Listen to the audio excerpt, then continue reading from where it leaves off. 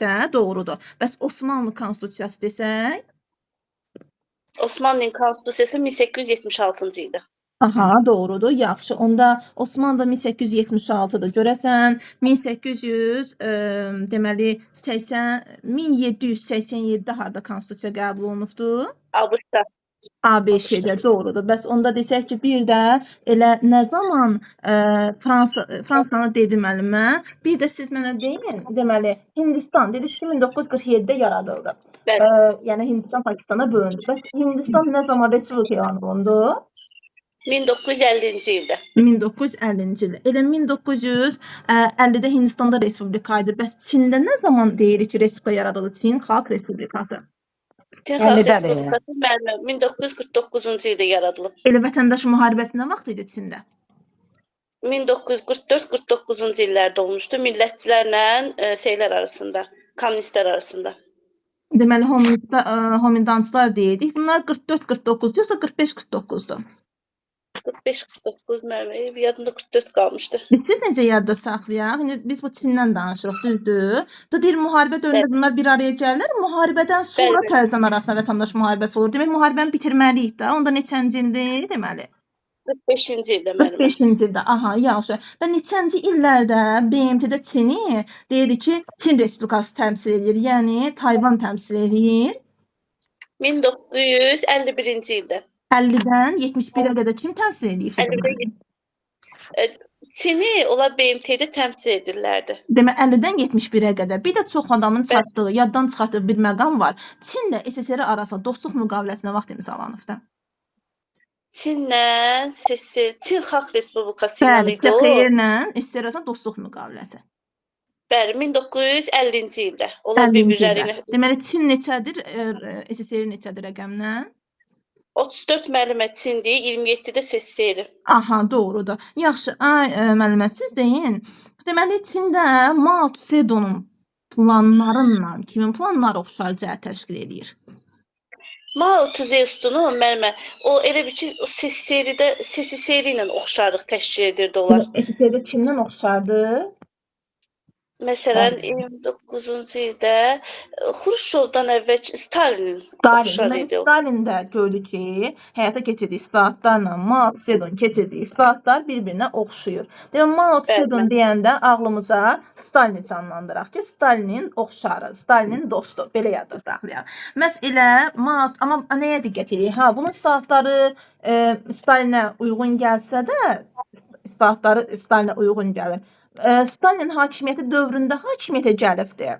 Amma bu 49-dan 76-ya qədər olub hakimiyyətdə deyə. Bu eyni zamanda Xruşov, əsas yəni dövrü Xruşovla eyni vaxtda düşübdü də.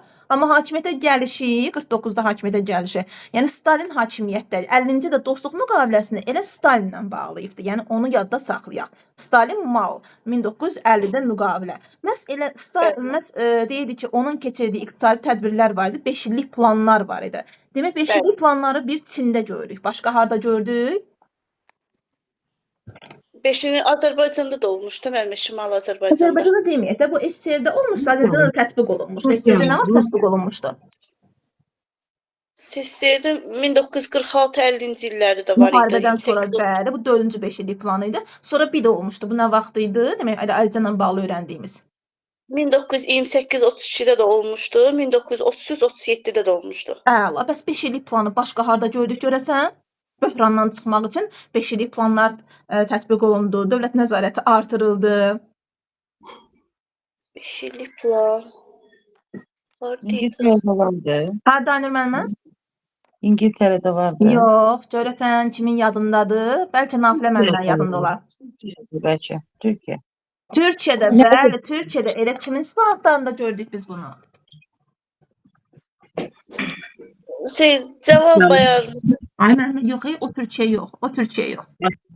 Atatürk'də Mustafa Kemal'da. Bəli, Mustafa Kemal'da gördük ki, bu islahatlar keçirilmişdi. Elə onda desək ki, məhz görürük ki, Mao Tse-Dun dövründə sənaye sahəsində islahatlar keçirilmişdi. Sənaye sahəsində hansı islahatlar keçirilmişdi? Milliləşdirmə etmişdi müəllimə. Deməli, elə milliləşdirmə aparmağı da yenə kimdən oxşar cəhətdir?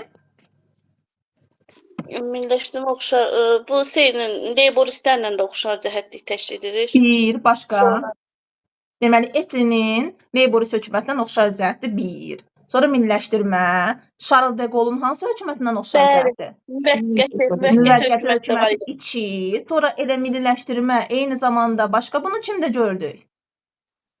O Gandhi, indi Gandhi Indira də Gandhi'də gördük. Əla. Indira Gandhi'də milləşdirmə gördük. Elə SSRİ-də də milləşdirmə onsuz da davamlı olan onun siyasəti milliləşdirmə olubdur. Bir də yenə də Mustafa Kemal'da da milliləşdirmə görürük. Bir də Bakı XKS 1918-ci ildə milliləşdirmə həyata keçirmişdi. Yadda saxlayaq.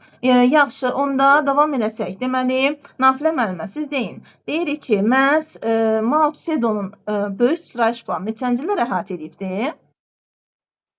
Hə, müəllimə, bu düzdür, dərsi oxumamışam ki, amma deyib cavab verə bilərəm. Qoy görüm. Mao Tse-Tongun o nə idi o? Böyük sıçrayış, səhv eləmirəmsə 1958-dən 61-ci illərdir. 58-dən 61-ə qədərdir, doğrudur. Elə demək 1958-də harda respublika yaradıldı? Çində də müəllimə. 58-də Harada yaradıldı deyirsiniz?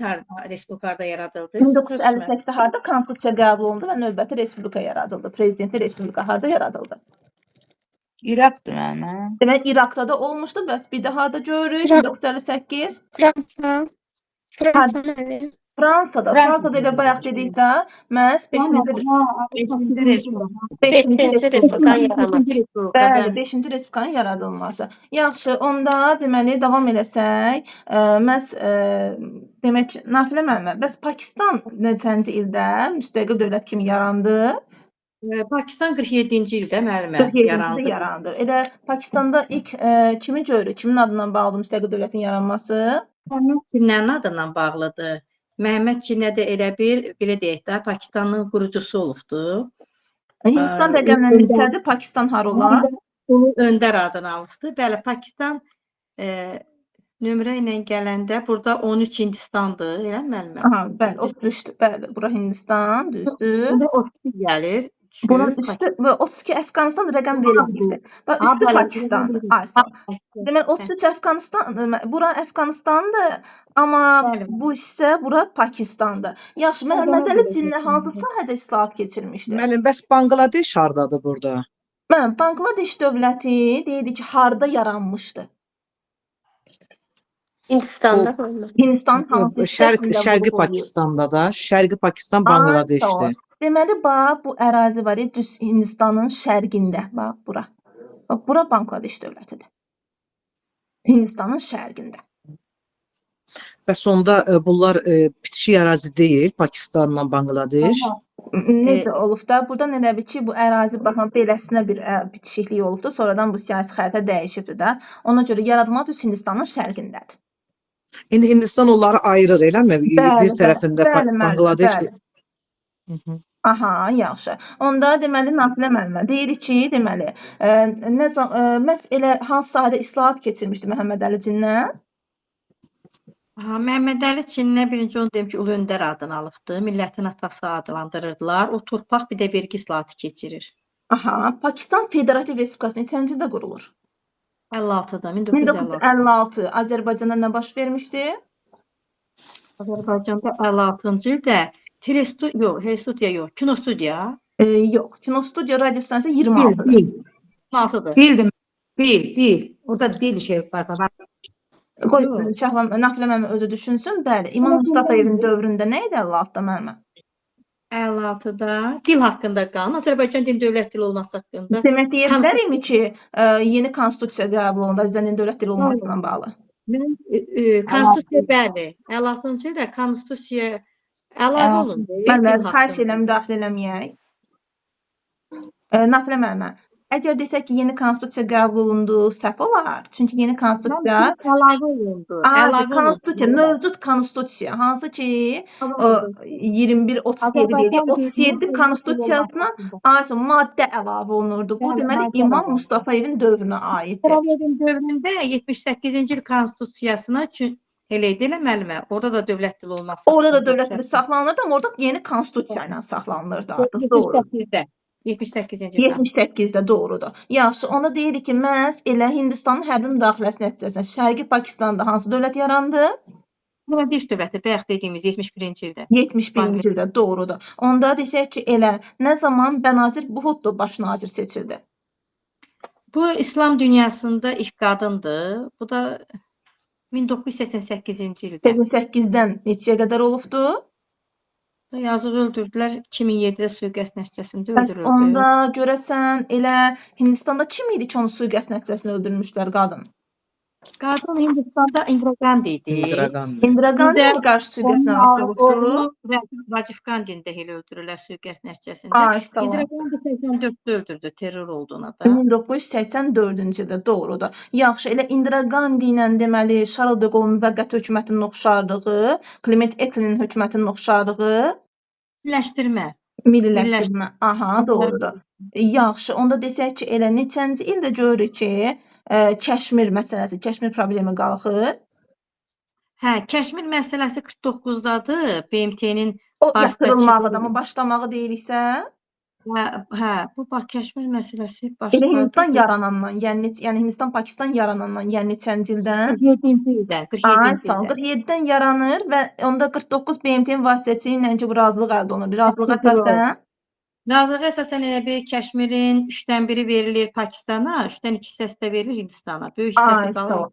Bəs 47-ci ildə Hindistan bölünərkən hansı amillər nəzərə alınaraq bölünmüşdü? Əhalinin o necə deyim, Din test oxusunda da bundan sual var. Dini amillər, yəni dinə görə bölünmüşdü. Və onda 47-də bölən orqan hansıdır? Pakistan Hindistan idi. Onu bölən orqan Onu bölən orqan qoydu. BMT döydü müəllimə, yoxsa? İngiltərə parlamenti. Axı Hindistanla bağlı maraq olan həmişə İngiltərədir. Ona görə İngiltərə parlamenti deyə yadda saxlayaq. Yaxşı, onda davam edərsək. Deməli, Şəhla müəllimə, Ülkər müəllimə sizlə gedək. Ülkər müəllimə, Ərəb-İsrail müharibəsi deyirik. Biz bilirik ki, yəni bu dövrdə neçə dənə ərəb dövləti idi ki, İsrailin yaranmasına etiraz elədi. Müəllim, o bildiyim qədər 6 dənə ərəb dövləti idi ki, 6 medir. Misir, deməli Suriya, İndoneziya, Litviya, Səudiyyə Ərəbistan, İraq. Bunlar qarşı idilər da Litviya varmı İsrail burada dövləti. görəsən? Nə? Litviya varmı burada görəsən? Litviya yoxdur, Livan var. Aha, yaxşı. Deməli bunlar etiraz edirlər. Nəyə etiraz edirlər demək ki? Bu İsrail dövlətinin yaranmasına. İsrail harda yaranmışdı? Bu Fələstin ərazisində, onun ərazisini 2 yerə böldü BMT-nin Neçənci qərarı ilə ildə? 47-ci ildə. 47-ci ildə Bəs BMT-nin yerdə qərarı ilə bölünürdü. Və nə zaman İsrail dövləti yarandı?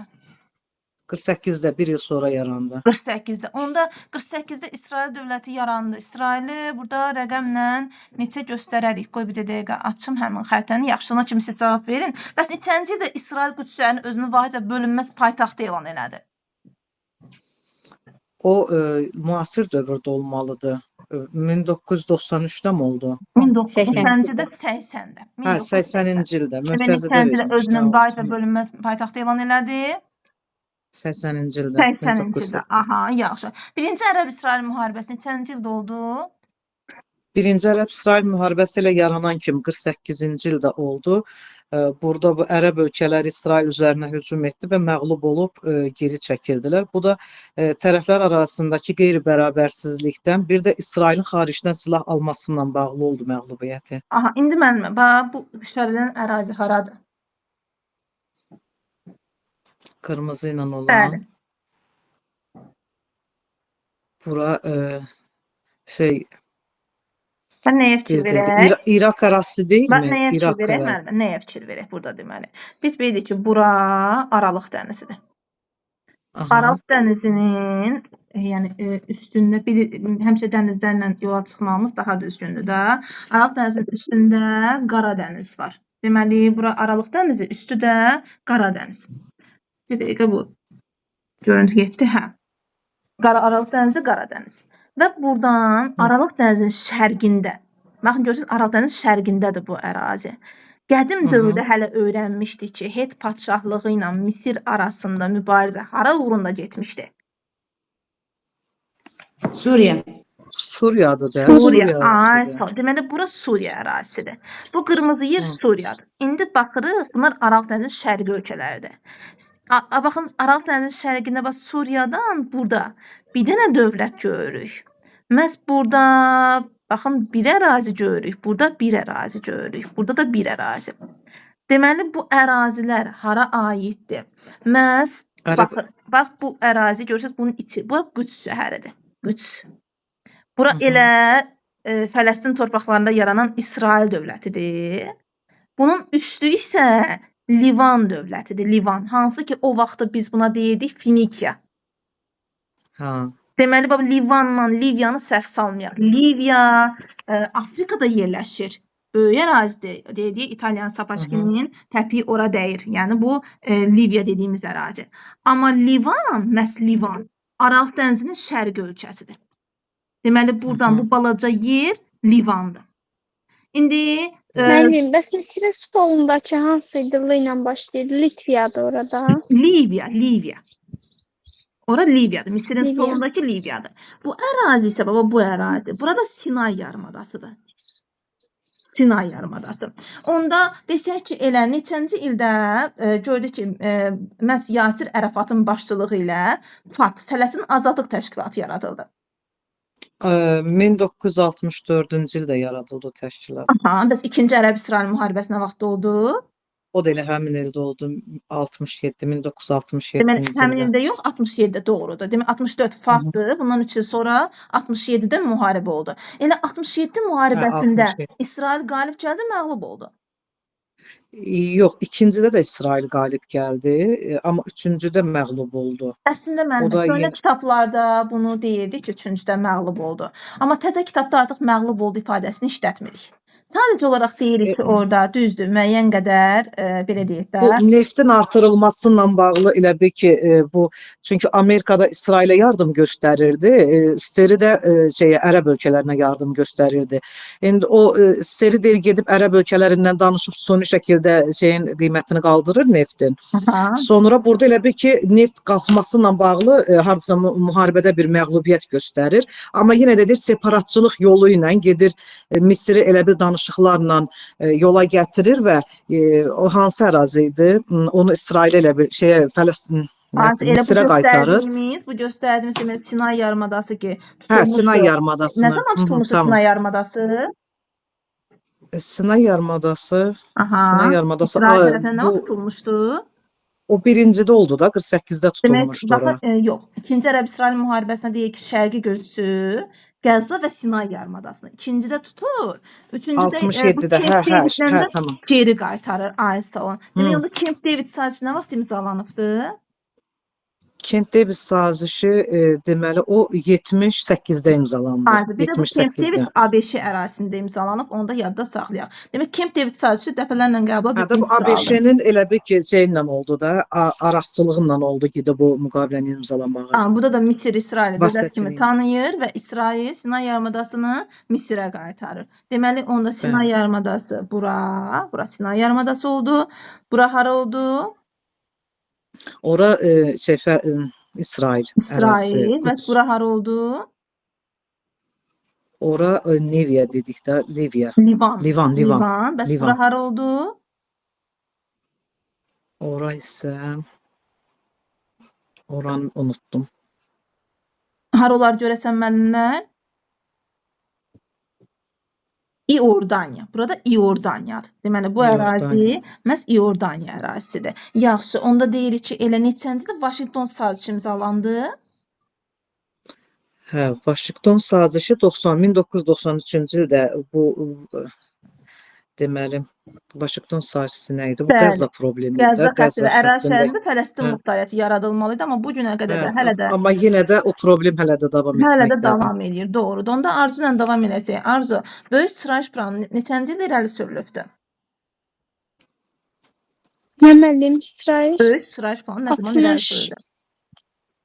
63-də idi. 58-dən 61-ə qədər. Demək, böyük sıraç neçənci illərdə oldu? 58-dən 61-ə qədər. Çində də o elə. Bəli, Çindədir. Oxumuyursan sən də Çini? Oxumuşam müəllim. Mao Zedonun dövründə. Aha, doğrudur. Böyük sıraçın mahiyyəti nə idi? İqtisadiyyatla bağlı idi. Bu yenə kollektiv təsərrüfatlar kommunaları yaradılmışdı. Daha doğrusu yaradılmalı idi. Bir də ki, bu Çin dünyanın ən inkişaf etmiş dövlətlərindən birinə çevrilməli idi. Ona Aha, görə bu doğrudur. iqtisadiyyata bu Əsasən bana kəndlər çəkdilər, amma ayrı-ayrı uğursuz yoxsa olur. birlikdə işləyirlər? Bu kollektiv şəkildə Demək, kollektiv şəkildə bir yerdə işləyirlər, bir yerdə qalırlar, birlikdə işləyirlər, hər şey bir yerdədir. Eynən məhz kollektivləşdirmədə olduğu kimi. yataqxanalar var, yeməkxanalar bir yerdədir. Aha, bu siyasət uğurlu olur, uğursuz. Uğursuz olur. Böhran yaranır, nəticədə böyük sığorta planı ləğv olunubdur. Demək, böyük sığorta planı ləğv olundu 1961-ci ildə. Elə 1961 Almaniyada nə baş verdi? 1961. Almaniyada nə baş verdi 1961? Hansı divar çəkildi 61-də? Konstitusiya- 89-da o dağıldı. Berlin divanı. Bəli, Berlin. Berlin divarı çəkildi. Demək, 1961 Hə, Almaniyada nə çəkildi? Berlin Berlin divarı nə vaxt divarı. çəkildi? 89'da. Noyabrın 9'unda olmalı. 89 Berlin divarı orada söküldü və 89 bizdə hansı divar sökülmüşdü? Axır arası Naxçıvanda sərhədlər Cənubi Aha, özü deyir. Aha. o Cənubi Azərbaycanın Şimali Azərbaycan arasındakı sərhədlər Aha, doğrudur. Aras Tamam, çayı. yazıldı. Yaxşı, onda de görək neçənci ildə Çin və SSR arasında dostluq müqaviləsi imzalandı? 1950-ci ildə bu 50-ci yenə ildə Mao imzalandı Tse-tung. və neçənci ildə bunların arasında narazılıq oldu və hara uğrunda? 50-ci illərin sonunda ziddiyyətlər olur. Deməli, əslində burada belə bir şey deyirik. Yəni, Çin arasında ziddiyyətlər yaranırdı. Amma bir də deyirik ki, neçənci ildə sərhəd münaqişəsi baş verdi və münasibət pisləşdi. Və 50 Mədəni 50-ci inqilabın illərin yaratdığı sonlarında mənfi olur. nəticələr idi. Məhz 69-cu ildə Çin sərhədində sərhəd münaqişəsi baş verdi. Bu döyüşlərdə nə baş verdi? İlk dəfə Çin SSR sərhədinə burada doğrudan Qrat qurusundan istifadə eləyir və müqavilə imzalanır. Hər Müqavilə qrat qurusu əsasən 91-ci ildə hər sərhəd müqaviləsi. müqavilə Damas əsasən adası Çinə verilir. Aha, yaxşı. Arzu, deyirsən ki 69 Sovet Çin sərhədində sərhəd münaqişəsidir. Görəsən 69-cu ildə Almaniyada hansı hökumət yaradılmışdı? Almaniyada hökumət Bəli, 1969. Bəli, 1969. 1969. Yadıma Nəsə müəllimə, gəlmədi. hansı hökumət idi? Müəllimə Willy Brandt hökuməti yaradılmışdı. Willy Brandt hökuməti, doğrudur. Demək, Willy Brandtın koalisiyası hökuməti nə vaxt yaradıldı? 1969. 69-cu ildə. Onun 70-ci ildə irəli sürdüyü yeni şərq siyasəti nə deyirdi? Onun 70-ci ildə irəli SSR ilə bağlı sürdüyü bir şey idi. Bəli, elə danışıqlar aparır. Şərqi Avropada müharibədən sonraki sərhədlər tanınır. ATR ilə ADR arasında dövlətlər arasında münasibət. Deməli, Məhbə müəllimə, ATR ilə ADR arasında dövlətlər arasında münasibətlər nə vaxt yaranıbdı? Müəllimə şərq siyasəti ilə 1970-ci illərdə. 70-ci illərlə götürürük. Qərbi Berlin status haqqında vahid razılığa gəlinib. Arzu, bunu əzbər bilməlisən. Yeni şərq siyasəti davamlı düşən hissələrdəndir. 1970-ci ildə yeni şərq siyasəti Almaniyadadır. 69-da hökumət yaratdı. 69-da da Qrat qurğusundan istifadə olundu və deyirik ki, sərhəd münaqişəsi baş verdi. Yaxşı, desək ki, onda elə neçənci ildə ABŞ Çinə qarşı siyasətini dəyişdi, Çin BMT-yə üzv qəbul edildi. BMT-yə Neçədə? 1971-də. 71-ci ildə, 1971-də. doğrudur, 1971-ci ildə.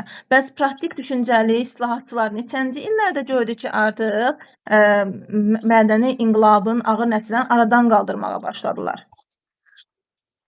76-cı ildə. İndi 70-ci illərdən deyirik. Bəs onda neçənci ildə? 70-ci illərin sonu deyirik. Aha, sonu neçənci ildə mədəni inqilab baş verdi? 10 il davam edir. 66-da başlayır 76-ya qədər. 66-76. Mədəni inqilab görəsən nəticəsində elə mədəni inqilabla bizdə Stalin terroru oxşar cəhətdir. Hər ikisində də çox insan repressiyaya məruz qaldı. Artıq burada vətəndaş müharibəsi təhlükəsi yaranır deyə Mao Tse-tung özünün irəli sürdüyü bu qırmızı keşikçilərin ləğv edilməsi haqqında da qanun vermişdi. Bəs deyirik ki, böyük sıçrayış planına əsasən tədbirlər görülmüşdü. O tədbirlərə əsasən özəl sahədə həyata keçirilmişdi. Özəl sahədə Aha, bax, sənaye sahəsində, iqtisadi sahədə milliləşdirmə həyata keçirildi. 5 illik planlar tətbiq olundu. Və siyasi sahədə bu SSR-ilə ziddiyyətlər yarandı. bax, onu demirəm, daxili siyasətdə və daxili siyasətdə 50-ci illərdə millətçilərə, Uyğurlara qarşı repressiyalar həyata keçirilibdi. Deməli, repressiya siyasi sahəyə aiddir. Amma məsələn, iri mülkədarların torpaqlarının əlindən alınması, bölüşdürülməsi, milliləşdirmə, bunlar isə iqtisadi sosial sahəyə aiddir. Amma tutalım, eyni zamanda bu repressiyalar həm 50-ci il Mao'nun dövründə olubdu, yenə Mao'nun dövründə mədəni inqilab Stalin illərində də dövrü. olubdu. Eyni zamanda bəli, Stalin dövründə repressiyaları görürük. Yaxşı, onda bir də davam edəcək Günel müəllimə ilə. Günel müəllimə, bəs 4 modernləşmə islahatlarının əsas istiqaməti nə idi? 4 modernləşmə Çindədir. Kənd təsərrüfatıdır, sənaye ticarətdir, bir də elmi texnikanın inkişafıdır. Burada Deməli, kənd təsərrüfatı bax, sizin sözünüzü kəsirəm. Naxçıvanda düşən suallarda belə bir şey düşmüşdü ki, deməli, 4 modernləşmə islahatlarının nəticələrinə aiddir. Cavabların birində də var idi ki, 4 modernləşmə yox, yazıb elə bir ki, belə deyək də, bu Çində keçirilən, məsələn, 70-ci illər islahatlarının nəticələrinə aiddir. Yazıbdır ki, Deng Xiaoping daha doğrusu 4 modernləşmə adlanır. Bunu götürə bilərikmi? bəli, onun dövrüdür də. Və yaz Deng Deng Xiaoping'in keçirdiyi islahatların nəticələrinə aiddir. Cavab olaraq verildi ki, 4 modernləşmə adlanır. Bu doğrudursa yanlış sizcə? 4 modernləşmə. Rus modernləşdirmədir də elə. 4 modernləşmədir, mən sizdən razıyam. Amma nəticə soruşursa, bunun 4 modernləşmə adlanmağını götürmək nə dərəcədə düzgün ola bilər? Doğru deyil onda. Demək, nəyə fikir veririk? Sualda bizdən nə tələb eləyir? Bax, buna mütləq diqqət eləyək. Naxçıvanda o tipdə salıqdırsa, bizə də qarşımıza çıxa bilər. Yəni, orada həmişə variantların hamısını oxuyun. Elə birini oxuyan kimi tez getməyin. Məsələn, variantın birində yazıbdır ki, 4 modernləşmə adlanır. Birinə yazıbdır ki, bunun nəticəsində sənaye müəssisələri istehsal hədəfini müəyyən etmək sərbəstlik qazandı. Deməli, mən fikir verməliyəm. Məndən nəticə soruşursa, mən bunun nəticəsini qeyd etməliyəm. Çində müəssisələr açıldı. Bu bunun nəticəsidir. Amma adlanmağı sadəcə onun 4 modernləşmə adlanıbdır. Amma o nəticə deyil axı. Aydındır nə demək istədim? Bildim nə Aha. deyirsən. Hamı səsləri bağlasın, bir dənə Günel müəllimə də açıq qalsın. Günel müəllimə, 4 modernləşmə islahatının əsas istiqamətləri hansı sahə idi? Əsas istiqamətləri kənd təsərrüfatı, sənaye ticarət, bir də elmi texnika. Elə Elmi texnika. bir ilin mix sualı olmuşdu ki, 4 modernləşməyə əsasən kommunalar ləğv olunur, torpaqlar kəndlərə satılırdı. Doğrudursa yanlış? Kommunalar ləğv olunur. Bəli, doğrudur. Belə kəndlərə satılmır müəllimə. Ləğv olunur, sadəcə icarəyə verilir. Ayşə, diqqət edin, torpaqlar kəndli icarəyə verilibdi. Yaxşı, onda desək ki, elə 4 modernləşmə həm də YIS dövrü SSR deyə bilərəm ki, azad ticarətə icazə verilibdi. Azad ticarətə. Azad ticarət, bəli, müəllim. Demək, Doğru. həm 4 modernləşmədə, həm də elə görürük harda YIS dövrü SSR, yəni Azərbaycan SSR-də azad ticarətə icazə verilibdi. Sənaye sahələrində görəsən istehsal hədəfini müəyyən eləməkdə sərbəstlik verilirsə dövlət nəzarəti qoyulur. Dövlət nəzarəti qoyular. Yox, Yox, 4 modernləşmə bax, Deng Xiaoping, bunu da yadda saxlayaq. Mao Tse-tung qəddardır, Stalinin dövrüdür. Hər şeyə dövlət nəzarəti qoyulubdur. Amma Deng Xiaoping, Rusca Deng gün demək. Yəni Deng Xiaoping dönə gün görməyə başlayıbdı Çin. Yəni burada artıq sənaye müəssisələri istehsal hədəfini müəyyən etməkdə sərbəstlik qazanıbdı. Eyni zamanda xaricdən görəsən texnologiya gətirilməsinə icazə varmı bu dövrdə? Bəli, var idi. Sərbəstlik. O da mənimə. Deməli, bura hara oldu? Ora Çin. Bəs bura hara oldu? Ora Yaponiya. Bəs onda bura? Ora Koreya. Bura? Hindistan. Hara? Hindistan. Hindistan. Bura. Ora Pakistan. Pakistan. Bura. Ora Əfqanistan. Bura. Hə, ora hara gedir artıq? Xəzərin cənubu. İran. Aha. Demək, bir sıra xarici şirkətlər Çində müəssisələr açdı. Nəyin nəticəsində? Bu 4 modelləşmə əsasında. Bəs 19-cu əsrdə hansı müqavilədən sonra Çində müəssisələr açılmışdı? 19-cu əsrdən sonra. Çində müəssisələr açılmışdı hansı müqavilədən sonra? Nankin müəllim, o Nankin. Terek müharibələrindən sonra. Neçənci ildə olmuşdu Nankin sülhü? 1840. 1840. 42, 42. 42. Doğru. Aha. Tiananmen hadisələri nə vaxt oldu? Nə hadisələr mənim? Tiananmen hadisələri. O 62. Tiananmen hadisələri belə yadda saxlayaq. Axı CP bizdə yaranıbdı. Burada meydan hərəkatıdır. Bizdə də meydan hərəkatı davam edir və meydan hərəkatına rəhbərlik etmək üçün axı CP Azərbaycan Xalq Cəbhəsi partiyası yaradıldığı ildə, yəni neçənci ildə? 89. Məhz Berlin divarı söküldüyü ildə, yəni neçənci ildə? 89. 89-cu ildə. Demək, yadda saxlayırıq. Tiananmen hadisələri meydan hərəkatıdır. Çində meydan hərəkatı. Bizdə meydan hərəkatı olub 88-də, eyni zamanda 89-da ona rəhbərlik eləmək üçün AXCP, Xalq Cəbhəsi partiyası yaradılıbdır. Yəni, eyni dövrlərə düşür, səsləşir. O baxımdan yadda saxlaya bilərik. Tiananmen meydanında kütləvi nümayişlər 89-da oldu. Əhali bunu dəstəklədi, amma görürük ki, tanklar tərəfindən, qoşunlar tərəfindən dağıdıldı. Neçənci ildə deyirik ki, Böyük Britaniya və Çin arasında razılıq əldə olunur? Hə, o 97-dir. 1997. 1997 Rusiya kimlə razılıq əldə eləmişdi? Rusiya gürcülərlə yoxsa çinlərlə? Yox, 1997 kimlə idi görəsən müəllimlər? Ukrayna. Ukrayna Qaradəniz donanmasına görə razılıq əldə olunmuşdu. Demək 97 Ukrayna Rusiya arasında razılıqda Sevastopol icarə eləmək hüququ qazanırdı. O 97 Rusiya ilə Ukrayna arasındadır. 97 Çinlə də İngiltərə arasında razılıqdır. Elə bu müqaviləyə əsasən Hong Kong adaları Çinə qaytarılırdı. 42-də alınmışdı. Böyük Britaniyanın nəzarətində idi və geri qaytarılır. Ay, sağ olun. Bəs onda desək ki, elə bugünkü gündə Çin, məsələn 2007-ci il göstəricilərinə görə neçənci dünya iqtisadiyyatına malik ölkə hesab olunur? Yerlərdə Amerikadır, Yaponiyadır, Almaniyadır, sonra da Çindir. Bəli, doğrudur. Yaxşı, onda davam eləsək, desək ki, deməli, könül müəlliməm, Çin Respublikası nə zaman yaradıldı? Xeyr. 50-ci il götürəcək. 1950-ci il. Deməli, xeyr, yarandı 50-də. Və 49-da harda Respublika yaradıldı? Çində. 49-da, abi səhv dediniz, müəllimə. 50-də harda yaradılıbdı, 49-da harda yaradılıbdı? 50-də götürüb Hindistanı. Ay, son 50-də Hindistan. Bax, siz nətər yadda saxlayın? Hindistanla Çinə adam qatır. Bunu qatmamaq üçün elə bir Hindistan-Pakistan yanaşır. Deməli, Hindistanda da, Pakistanda da 50-ci illərdir. Hindistan deməli 50, Pakistan 56. Demək, Hindistanda neçənci ildədir? Hindistan 50, Pakistan 56, Çin? Çin götürüb 49. Aha, doğrudur. Çin Xalq Respublikası. Və Çinin tərkibində Şərqi Türkistan Respublikasını nə vaxt yaratmışdılar Uyğurlar? Hardasa bu hissədəydi. Şərqi Türkistan O da Respublikası. mənə 50-ci il götürəcək. Yox, o hələ müharibə dövründə yaratmışdılar. 1944-də yaratmışdılar. Şərqi Türkistan Respublikasını yaratmışdılar. Amma 44-də yaransa da Çin Xalq Respublikası yaranan kimi buranı işğal edib süquta uğratdı. Demək, Çin Xalq Respublikası buranı nə vaxt süquta uğradar? Yaranan kimi deyirəmsə.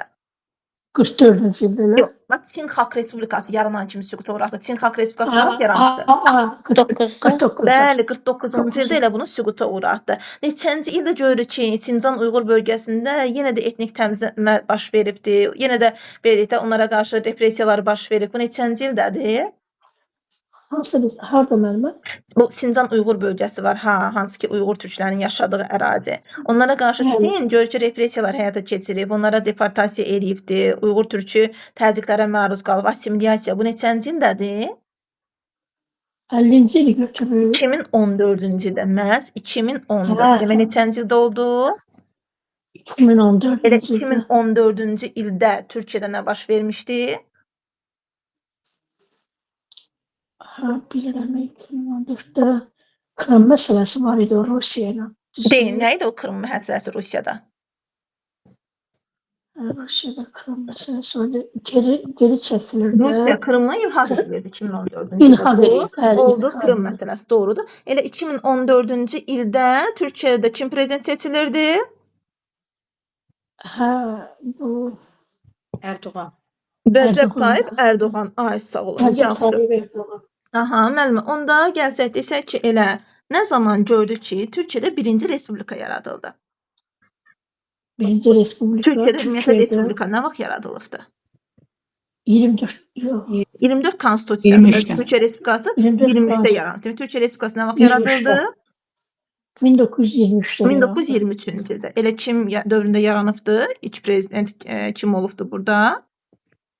Mustafa Kemal. Mustafa Kemal. Yerdən deməyək, bəli, Mustafa Kemal, doğrudur. Yaxşı, onda 23-də yaradıldı Türkiyə Cumhuriyyəti, Türkiyə Respublikası. Onda deyə bilərmi ki, 1918 Batum sülhünə əsasən birinci hökumətin dövründə, Tiflis dövründə AXC-nin müstəqilliyini tanıyan Türkiyə Respublikası olubdu? Bəli, Türkiyə Respublikası. Yox, Osmanlı. Osmanlı deməli. Bəs onda deməli Türkiyədə Respublika yarandı 23-cü ildə. Bəs neçənci ildə onun ilk konstitusiyası qəbul olundu? 24-cü ildə. 24-də. Bəs ikinci konstitusiyası? 24-cü ildə Türkiyədə. İkinci konstitusiyası Berlin divarı çəkilən ildə. 80 yox. Berlin divarı nə vaxt çəkildi? 60 61-ci ildə. Demək 61-ci ildə bunun ikinci konstitusiyası qəbul olundu. Elə ikinci Bəli. konstitusiyanın birinci konstitusiyadan əsas fərqi nə idi görəsən?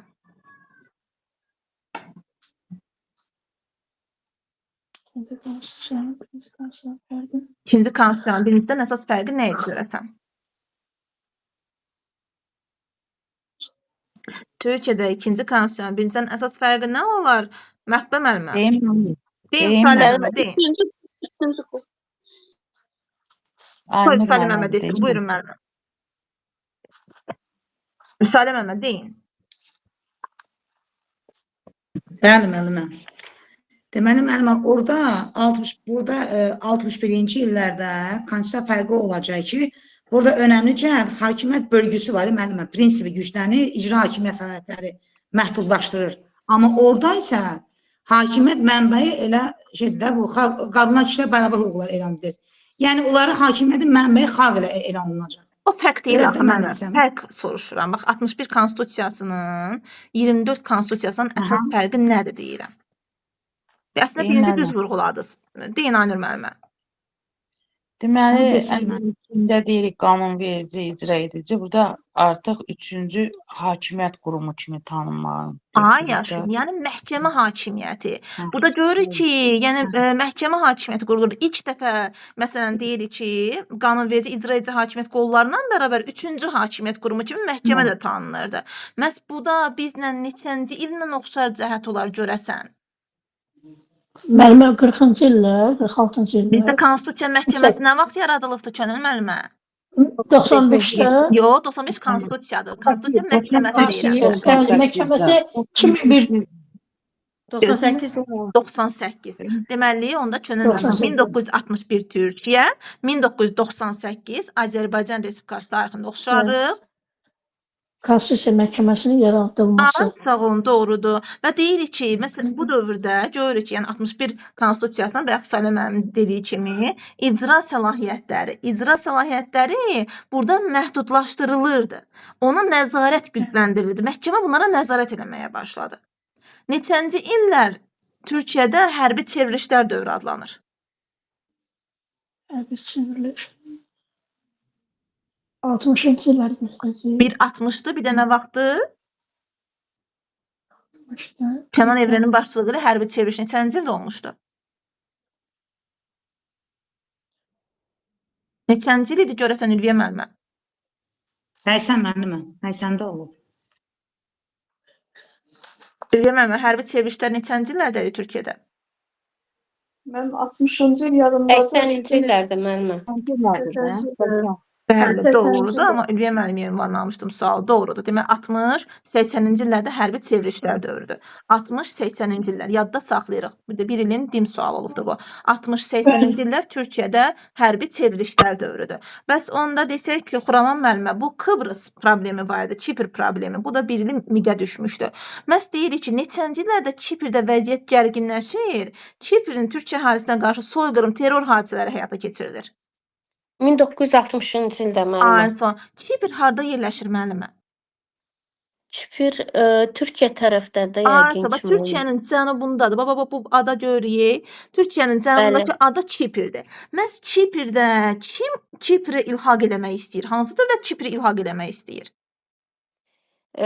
Kipri ABŞ müəllimə. Yunanistan müəllimə, Yunanistan. Elə Yunanistan, Yunanistanın evet. Kipri ilhaq eləmək siyasəti nə adlandırılır? O Enozis. Bəli, Enozis adlanır. Demək Yunanistanın Enozis. Kipri ilhaq eləmək siyasəti nə adlandırılır? Enozis. Enozis. Baxın fikir verin. Enozis. Bəli, bəli. Enozis məhz Kiprin Yunanistana ilhaq edilməsi siyasətidir. Amma bir də Bəli. var ki, Anşulus. Anşulus nə idi? Anşulik bəli ki, dünən Birləşdirmə. dedik onu birləşdirmə. O da birləşdirmədir. O da Avstriyanı Almaniyaya birləşdirmək siyasəti idi. 34-də birinci cəhd olur, uğursuz olur, 38-də birləşir.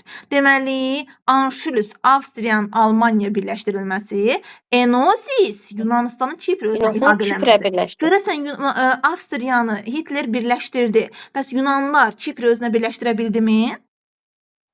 Onlar Kipri özlərini iki yerə bölündü. Onlar Kipri Bu birləşdirə cəhdə cavab bilmədilər. olaraq Türkiyə neçənci ildə Kıbrıs sülh hərəkatı adı ilə adaya qoşun çıxartdı? 74-cü ildə müəllimə. 1974-cü ildə. Elə 1974-cü ildə qoşun çıxarır. Bunun nəticəsi nə olur? Bunun nəticəsində Şimali Kipr Türk Respublikası yaradıldı. Yaradılır, Beləliklə də doğrudur. iki hissəyə bölündü. Ay, sağ olun. Bəs yaxşı. Onda desək ki, müəllimə, elə neçənci illərdə görürük ki, Türkiyədə hərbi çevriliş baş verir, hərbi rejim yaradılır, fövqəladə vəziyyət tətbiq olunur. Kənan Evrenin başçılığı ilə hərbi çevriliş.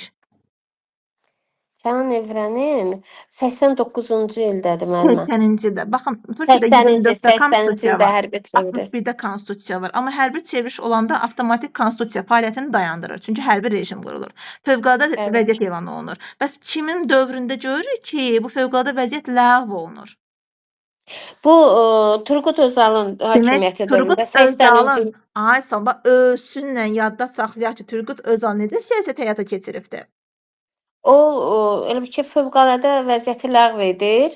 Amma o elə bil necə deyim? Özəlləşdirmə. Özəlləşdirmə. Özəlləşdir. Ay sağ. Demək bax Turgut Özalın özü. Sonra Bəli. İngiltərədə Churchillin özü, Evet. yadda saxlayaq ki, bunlar özəlləşdirmə siyasəti həyata keçiribdi. Turgut Özal özəlləşdirmə siyasətidir və onun dövründə iqtisadi inkişaf canlanıbdı, xarici kapital Bəli. tətbiq olunubdu, azad bazar əlaqələr qurulubdu. İqtisadiyyatı Hətta bəli. Turgut Özalın Heydər Əliyevlə oxşar cəhəti odur ki, 1994-də Heydər Əliyev xarici ticarətin sərbəstləşməsi haqqında fərman veribdi. 1900 elə belə deyək də 80-ci illərdən sonra Turgut Özalda görürük ki, məhz elə xarici ticarət sərbəstləşdirilibdi. Deməli o ölkədə ən vacib şey iqtisadiyyat hesab eləyirdi. Bəli. Demək, həm Turgut Özal, həm də deyə bilərikmi ki, elə Türkiyədə məsəl üçün Cəlal Bayarın dövrü özəlləşdirmə olubdu. Cəlal Bayarın dövrü yox deyə bilərik. Demokrat Partiyası neçənci ildə qalib gəlmişdi? Türkiyədə ən böyük hadisə hesab olunur ki, Demokrat Partiyası qalib gəldi. 50-dən. 50-də. Bəli, 50-ci illərdə Demokrat Partiyasının qalib gəlməsi Türkiyə tarixində dönüş nöqtəsi idi. Demək, Türkiyə tarixinin dönüş nöqtəsi nə oldu? 50-ci ildə oldu. Dönüş nöqtəsi Demokrat Partiyasının qalib gəlməsi. Qalib Bəs gəlməsi. 2-ci Dünya müharibəsində Sakit Okeana dönüş nöqtəsi nə olmuşdu? Oldu. Hansı döyüş idi ki, Sakit Okeana dönüş yaratmışdı? Midway müəllim. Midway döyüşü, bəli, Midway döyüşü. Bəs onda Midway. görəsən, deməli, 2-ci Dünya müharibəsi Sakit Okeana Midway döyüşü idi. Və Sovet-Alman cəbhəsində əsas dönüşün başlanması, başa çatması hansı döyüşləri idi? Moskva döyüşü. Yox, Kursla başa çatdı. Stalingrad müəllim başladı Bəli. müəllimə. Bəli, Stalingradla başladı, Stalingrad. Kursla başa çatdı. İndi deməli, Xuraman müəllimə, Sovet-Alman cəbhəsinin əsas dönüşü nə ilə başladı? Stalingrad Və Stalingradla Bəli. başladı, nə ilə başa çatdı? Kursk döyüşündən başa çatdı. Ay sağ ol. Cəlal Bayar nə zaman Türkiyə prezidenti seçildi? Cəlal Bayar Türkiyə prezidenti seçildi. 78 50-ci illərdə. Elə 70-ci Demokrat illərdə. Partiyasının nümayəndəsi idi 50-ci ildə. Məhz Demokrat Partiyasının siyasəti də müəllimə Cəlal Bayarda. Məhz o da özəlləşdirmə olubdu. İqtisadi sahədə dövlətin fəaliyyətini azaldıbdı. Özəl Bəli. bölmənin inkişafı. Ölümlər, Mən- bəli. Mustafa Kemal Qapalı, qapalı idi, amma bu bundan imtina edibdi. aha. Deməli Cəlal Bayarla onda elə Turqut Özalın oxşarlığı nə olar? Turqut Özal'la onun ikisi də özəlləşdirmə şeylikdir də müəllimə. Ay sağ ol. Neçənci ildə Türkiyə NATO-ya daxil olubdu? 1952-ci ildə. Elə 52-də NATO-ya daxil olmaq üçün Türkiyə hansı müharibədə iştirak eləmişdi? O hər Koreya ABŞ-də müharibəsində. Koreya Dünya. müharibəsinə. Koreya 50 bax fikir Koreya. verin. 2-ci dünyada BMT-yə üzv olmaq üçün iştirak eləmişdi. 45-in fevralında Bəli. müharibə elan elədi Yaponiya və Almaniya. Amma burada Koreya müharibəsində iştirak elədi ki, məhz NATO-ya daxil olsun. Deməli onda 1952 Türkiyə NATO-ya daxil oldu. Ərazisində də ABŞ hərbi bazasının yaradılmasına icazə vermişdi. Demək neçənci ildə Türkiyə NATO-ya daxil oldu? 52-ci ildə. 52-ci ildə. Aha. Yaxşı. Burada Koreyana müharibə elədi. 53-cü ildə İsmail Koreya müharibədə iştirak elədi. Ay sağ ol, müharibədə doğrudur. Bəs Türkiyədə torpaq islahatı haqqında qanun nə vaxt qəbul olunubdu?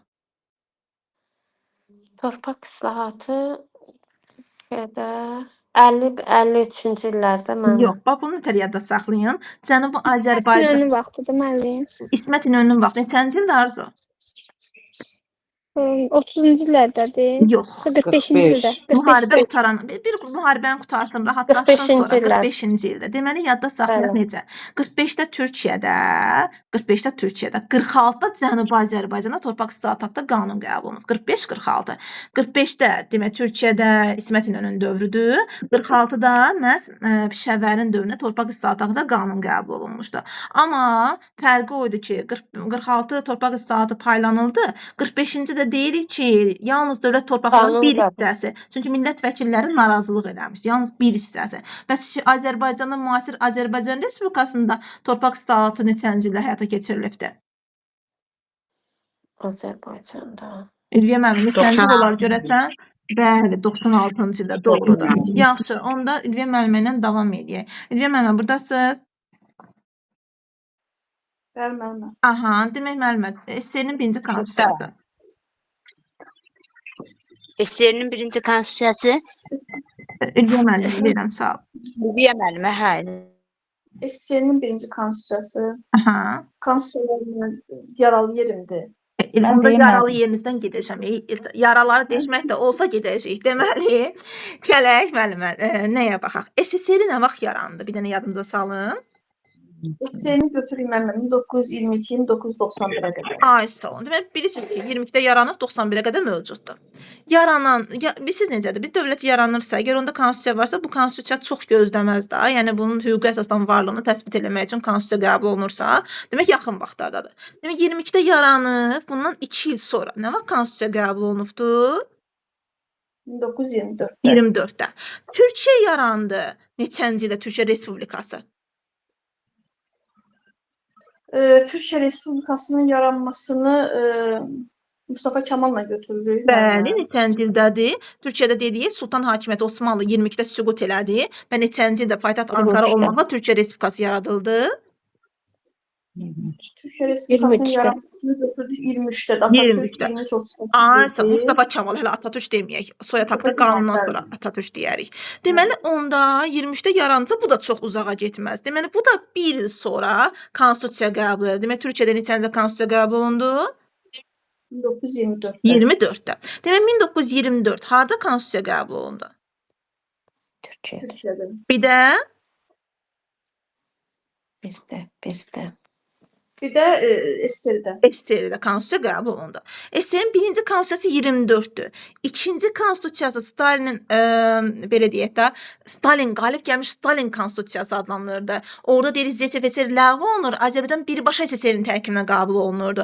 Bu neçənci ildə idi? Repressiyaların hardasa belə deyək də artıq gücü dövrünün başlama ərəfəsi idi.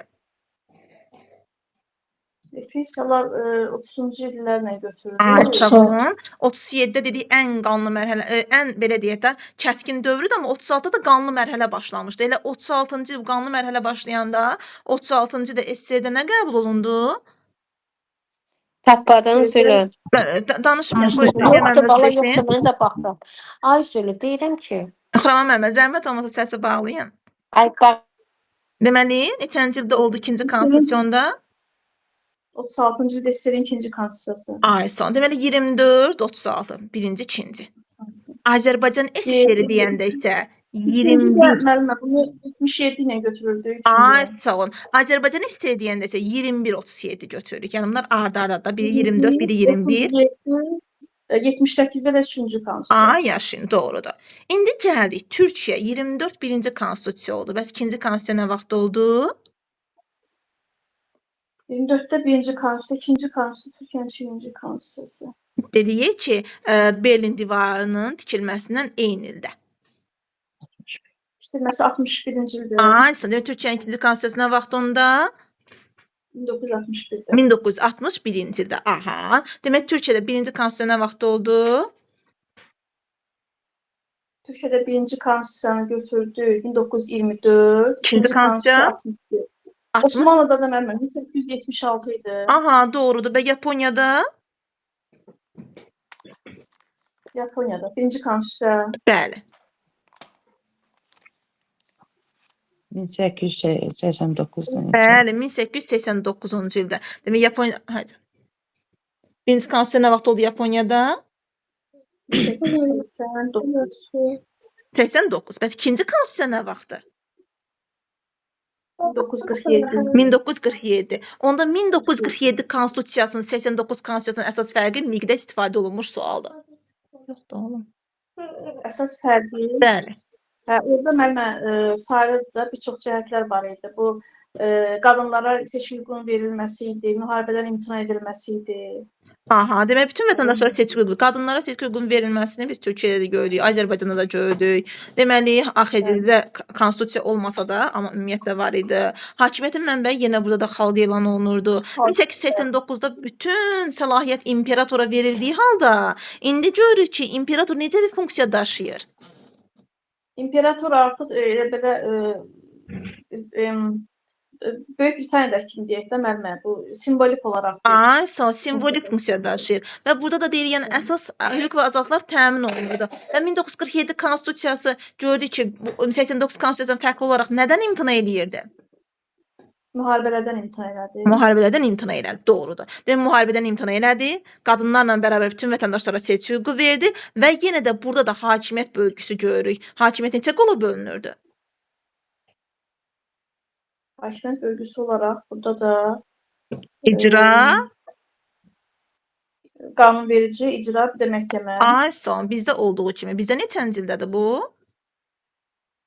Bizdə Azərbaycanda Bəli. Konstitusiya nə vaxt qəbul olunub ondadır? İlk konstitusiyada yoxsa? Bəli, ilk konstitusiya.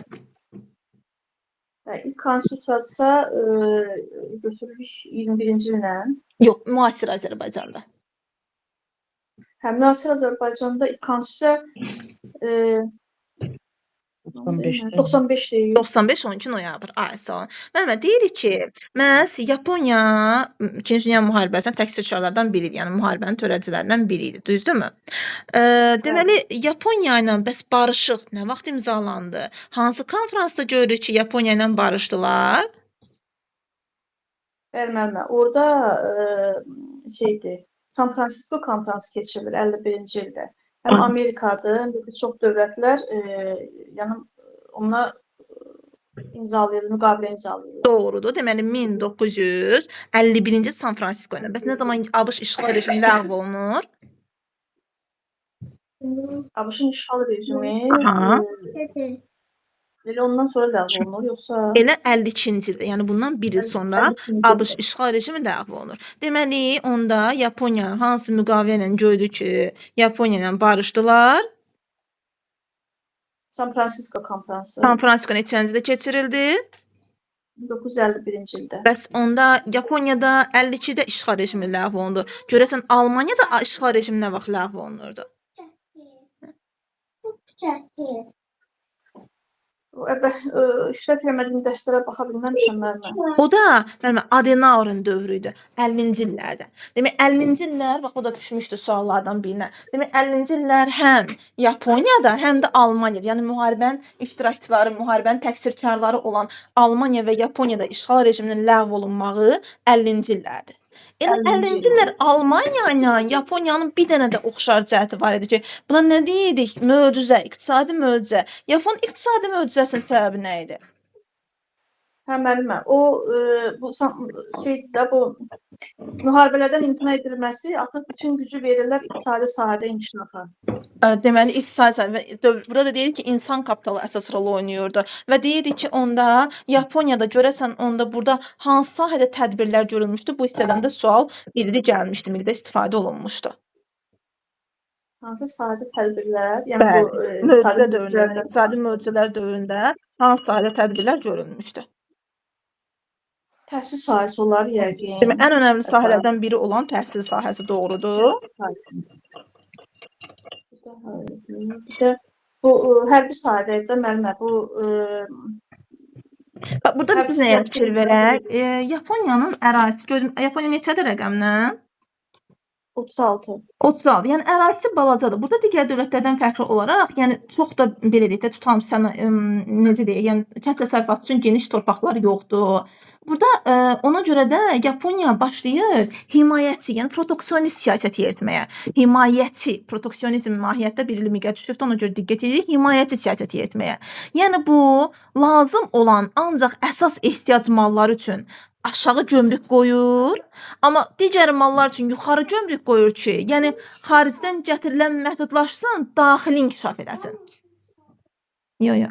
Daxili inkişaf edəsin. Demək, daxili inkişaf elətdirir, bu da proteksionizmə uyğun gəlir və buna görə də o iqtisadi möcüzə dövrü yaşayır. İqtisadi möcüzəsində demək bu himayəçi siyasətinə borcluyuq. Məhz elə deyirik 90-cı illərə qədər artıq Yaponiya iqtisadiyyatı dünyanın ikinci böyük iqtisadiyyatına malik olur. Və burada da dövlət kapitalizmini səciyyələndirir. Dövlət kapitalizmi bir də biz Türkiyədə görmüşük. O da Mustafa Kemalın dövründə idi. O da himayəçi idi. Demək Mustafa Kemal da himayəçi olubdu. Yəni dövlət nəzarətini artırıbdı. Yaponiya da dövlət nəzarətini artırıbdı. Onda görəsən ABŞ-də Franklin Roosevelt dövlət nəzarətini artırdı yoxsa azaltdı? Roosevelt azaltmışdı deyəsən. Yaxşı baxmamışam, dinləmişəm o günləri. Franklin Roosevelt də dövlət nəzarətini artırıbdı. Franklin Roosevelt də dövlət nəzarətini artırıbdı. İqtisadiyyatda dövlət nəzarətini artırıb böhrandan çıxmaq üçün. Demək, böhrandan çıxmaq üçün Türkiyədə Mustafa Kemal, ABŞ-də Franklin Roosevelt iqtisadiyyatda dövlət nəzarətini artırıb. Eyni zamanda da Yaponiyada da görürük ki, məhz dövlət nəzarəti artırılmışdı. Yəni dövlət himayəçi funksiyanı həyata keçirmişdi. Bunu da yadda saxlayaq. Neçənci ildə və deyirik kosmik gəmilər buraxıldı? Yaponiyanın kosmik gəmiləri 2010-da başlanıb da, 2010-da. Və neçənci ildə deyir orbitə çatıbdı? 15-də çatıbdı. Bir də deyirdi 2030-da onlar nəsə ayda tədqiqatlar aparmaq üçün orada İşlər görülür. Burayla bəs deyil, hələ orayla başlayırlar ki, işlər görsünlər. Doğru da. Yaxşı. Deməli onda dedik. Texnikdə bir il istifadə olunan sual. Başdan gələk. Kimdən başlamışdıq? Vüsalə müəllimə ilə. Vüsalə müəllimə bir-bir elə baxaq. Birinci sualı oxuyun. Bəli. Biraz yaxınlaşdırın müəllimə başlayın. Deməli, Türkiyənin 1960-cı illər, Azərbaycanın 1990 tarixi üçün oxşar cəhət. Müəllimə, burada deməli 96-da olub torpaq islahatları, islahat haqqında qanun, Türkiyədə də olub 5-də. Deməli, bu A variantı heç mümkün deyil, getsin bura. Bəli, 45-40-cı illər desəydi götürərdi, amma o 45-dir deyə uyğun gəlmir, 60-cı illər deyir. Yəni, bəli. B variantı müəllimə, konstitusiya məhkəmə yaradılması, məhkəmə burada 61-də yaradılıb, bizdə 98-də meydana gəldi. Düzdür müəllimə? Bəli. Ortaq. Demək O da, olar cavab yəni, nə olur? gedirəm. Burada cavab, elə B-dir müəllimə bəyən burada, ya necə? Özünüz deyirsiniz ki, müəllimə, bizdə 98-dir, orada da 61-dir. Düzdür? Deyirsiniz. Demək orada 60. Buyurun. Bəli, buyurun. Mən məsələn orada bir də çaşıram ki, məsələn deyirlər ki, 60-cı illərin əvvəlləri. Amma burada düşüb 60-cı illər və məsələn o suallar gəlir də. Mən bir də orada çaşıram. Əgər müəllimə 60-cı illərin əvvəli desən, siz artıq 61, 62, 63 belə baxarsınız. Amma burada demir axı, burada ümumiyyətlə 60-cı illər deyib, 90-cı illər deyib. Deməli 60 daxil olmaqla 60-69-da baş verən hadisə, 90-99-da baş verən hadisənin ortaq cəhətini soruşur. Siz də bilirsiniz ki, 61-də Konstitusiya Məhkəməsi bayaq da sual nətər ünvanladı? İmmunla belə ünvanlamışdınmı Vüsalə müəllimə? Düzdür, müəllimə B-dir burada, düzdür müəllimə. Müəllimə, bəs onda D niyə olmur? Bax, D-də deyir ki, 60-cı illərdən Türkiyədə də çevriliş oldu. 90-cı ildə də Azərbaycanda Sürət Hüseynovun filan onların çevrilişi oldu da. O da çox yaxın cavabdır axırı. İndi qoy baxaq. Türkiyənin 60-cı illər və Azərbaycan Respublikasının 90-cı illər tarixi üçün ortaq cəhətdə əslində çevriliş Sürət Hüseynovun başçılığı ilə çevriliş olmadı axı müəllimə. O cəhd elədi. Cəhd elədi, düzdür müəllimə. Axı Heydər Əliyev onun qarşısını aldı. Məsələn, Türkiyədə hərbi çevriliş oldu, çevirdilər, nə yaratdılar? Hərbi rejim quruldu. Amma bizdə elə bir hal baş verdimi? Bizdə Heydər Əliyev getdi danışıqlara və çevrilişin qarşısı alındı. Amma yazsaydı ki, hərbi çevrilişə təşəbbüs göstərilməsi, o zaman yenə götürə bilərdik. Amma məhz bizdəki hərbi çevrilişi Heydər Əliyev qarşısını alıbdı. Düzdür. Aha. Halaldır müəllimə siz. Nəsə halaldır. Allah'ın olsun. Ay, sağ olun müəllimə. Yaxşı, onda keçək yenə mövzumuzla bağlı olan hissələrə baxaq. Məsələn, yeni keçdiyimiz hissələrdən biri də 4-cü sualdır. 4-cü sualı mənə Aynur müəllim oxusun.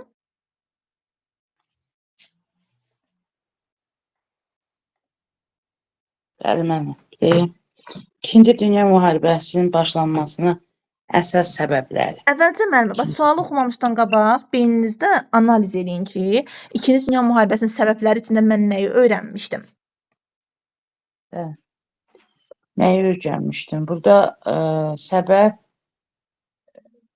Elə birinci səbəbləri siz sayın İkinci Dünya müharibəsinin səbəblərini. Polşa hücumu götürərik Almaniyanı. Düzdür. Səbəb deyiriksə. Yaxşı, oxuyun, suallar oxuyun, yaxşı.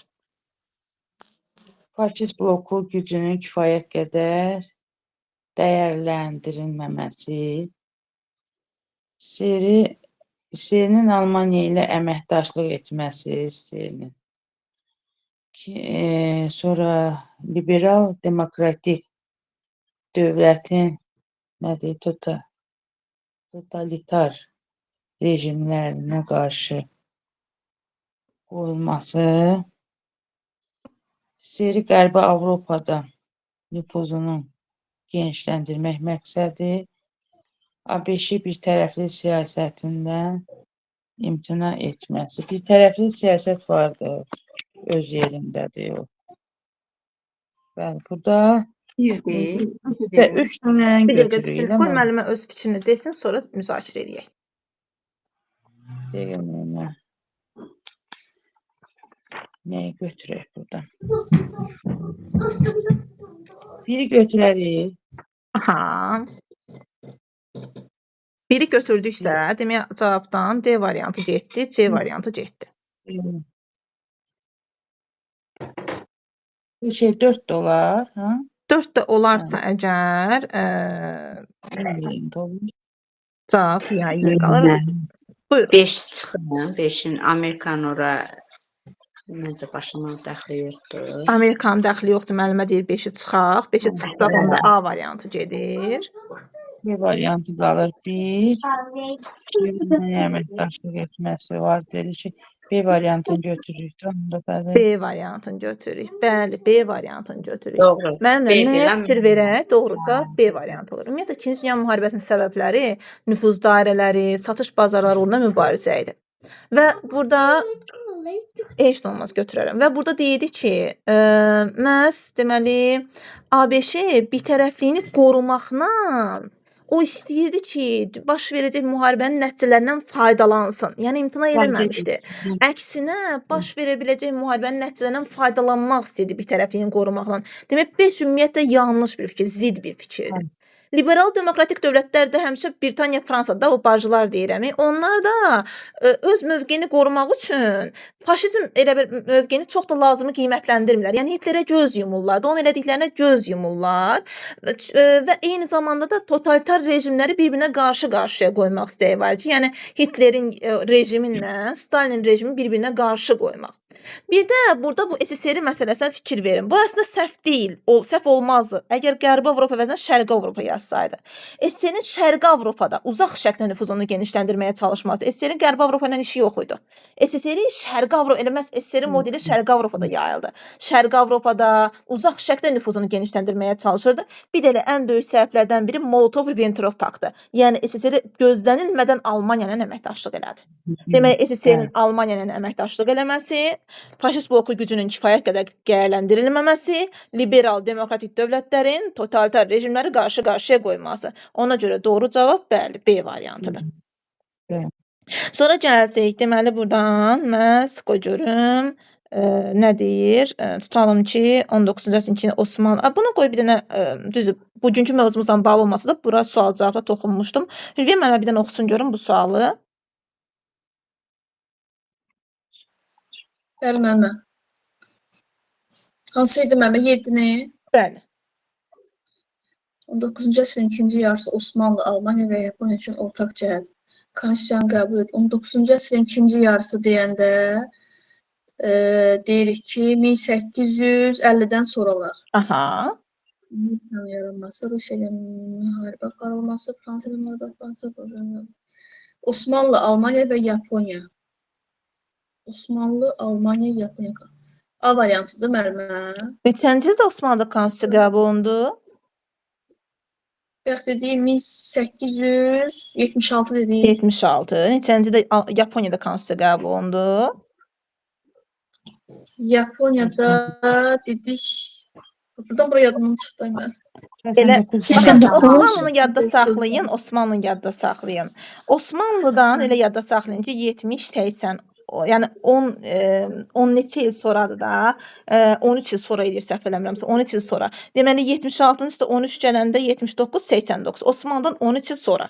Demək 76 Osmanlı, 89 Yaponiyada konstitusiyadır və onda elə Almaniya nə vaxt vahid halda birləşdirildi? Almaniya birləşdirildi. Bir dəqiqə müəllimə. Birləşdirildi. Dünən də sual-cavabda dedimi? 1871 və 1990 Almaniya üçün oxşar cəhət.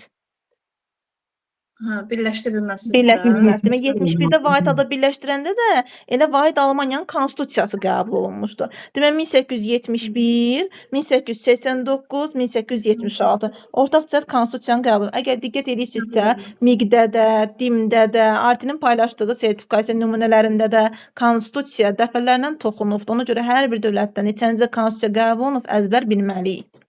Sonra gəldik, deməli, buradan məsəl üçün qoy görüm bugünkü mövzularla bağlı. Bu soyuq müharibə dövründən bağlıdır, amma düşünürəm ki, bunu elə bil ki, qoy görüm Nafilə müəllimə, yadınızdadır qoşulma hərəkatının yaradıcıları? Bəli, müəllimə. Hansı dövlətlər idi? Misir, Hindistan, Yunanistan, Yugoslaviya. Yugoslaviya. Ayson, Misir neçədir onda? Aha. Misir, bir dəqiqə qoyacağım Misir harda. Misir harda? Afrikanın şimal-şərqi. 5 Misirdir. Neçə? 5'dür. 5 Misir doğrudur. Bax Liviya da buraydı. Bayaq dediksə Liviya Afrikanın qərbi. Tabii. Aha. 5 Misir. Bəs onda Yugoslaviya neçədir? Yugoslaviyada 3'dür. Bəli, deməli Yugoslaviya deyirəmsə Balkan ölkələri Yunanistanın üstündə axtarıram. 3 Yugoslaviya. Diqqətlə baxırıq. Deməli 3 Yugoslaviya, Yugoslaviyanın yanı Avstriya, bura Macarıstan, deməli çünki Avstriya Macarıstan yanaşıdır. Burada Çexiya və Slovakiya gedir. Parçalanandan sonra Çexiya, Slovakiya olacaq. Deməli onda gəlsək burdan bir də hansı dövlət var idi? Hindistan. Hindistan da burada göstərə bilmərik də, çünki Hindistan Asiyadadır. Sonra baxdıq burdan deməli böyük coğrafi kəşfləri keçirəm, bunu keçirəm. Bax bu müqavilə var, Frankfurt, Gent, Portsmouth, Monroe doktrinası davamlı düşən hissələrdəndir. Bura mütləq ki, təkrarda oralara qayıdacağam. İndi bugünkü mövzumuzdan bağlı deyirəm, hələ baxaq. Bu zaman oxuna baxaq müəllimlər. Zaman oxu düzdür. Yaponiyanın bugün bu hissəsini təkrar eləməsək də bir dənə də buna yenə toxunaq. Bunu kimlə baxaq? Məhbubə müəllimə. Özün təcrid siyasətinə Yaponiya nə vaxt son qoyulubdu? Yadımdan çıxıb mənimə. Müəllimə, bu siz nə ilə idi? ABŞ ilə Yaponiya müqavilə imzalayırıq. ABŞ Yaponiya müqavilə imzalamışdı. O müqavilə neçənci ildə imzalanmışdı? ABŞ Yaponiya. Hə, O ABŞ Yaponiya. 45-ci il. Neçə? 45. Onu tərsinə çevirin. 45-ci 45-i tərsinə çevirin. 54-cü 54, 1854. Sülh və əməkdaşlıqla müqavilə bağlayır. Bundan sonra deyildi ki, o hansı Simoda ABŞ konsulluğu yaradılırdı. Yaponiyanın da özünün təcridinə son qoyulur. Heç olmaz. Aha, son qoyulur. İqrə girmə, ged arıqya. Deməli bu oldu neçənci ildə? 1854. 1854-cü ildə. Ay sağ olun. İndi baxırıq nəyə? Deyir ki, vicdan söz mətbuat azadlığının verilməsi. Biz bilirik ki, vicdan söz mətbuat adətən nə ilə verilir? Konstitusiya ilə. O da Konstitusiya ilə. 89-cu konstitusiya. 1889 konstitusiya. Yenə gəldik konstitusiyaya çıxdıq, gördükmü? Və deyir yarım feodal knyazlıqların ləğv olması. Bu da Mutsihito'nun gördüyü inzibati islahatlar idi ki, prefekturalar yaradılırdı və yarım feodal knyaz mülkləri ləğv olundu. Mutsihito nə vaxt gəlib hakimiyyətə? 1868 idi ki Son mənimə. 68. Deməli onda yazıram. 1868 1889 oy səhv getdim, bir dəqiqə səhv yazdım. Özün təcrid siyasətinin ləğv olunması 1854, vicdan söz 1889 və yarım feodal 1868. Düzdürmü? İndi mənə bu demək xronoloji zaman oxuna baxmırıq qəti surətdə. Neynirik? Xronoloji ardıcılığı özümüz düzürük. Nətər düzməliyik? Olacaq mənimə 1 3 2. 1 3 indi 1 3 2-ni gətirin zaman oxuna qoyun. Deməli 1 3 2. Avtomatik A-ya nə gedəcək? 1-ə nə gedəcək? 1A, A. 3B, 2D. 3-ə. 1-ə A, 3-ə B, 1-ə A, 3-ə B burdadır. 2-yə də C burdadır. Demək cavab nə olacaq? Cavab olacaq A variantı. A variantı. Bu zaman oxundan bir dənə sual gözləyin imtahanda. Mənimə Çin, Yaponiya var idi əvvəllər. Ona yenə baxacağıq. Çin, Yaponiya. Beyləyəkdən müəyyən mövzular var ki, onlara baxacağıq.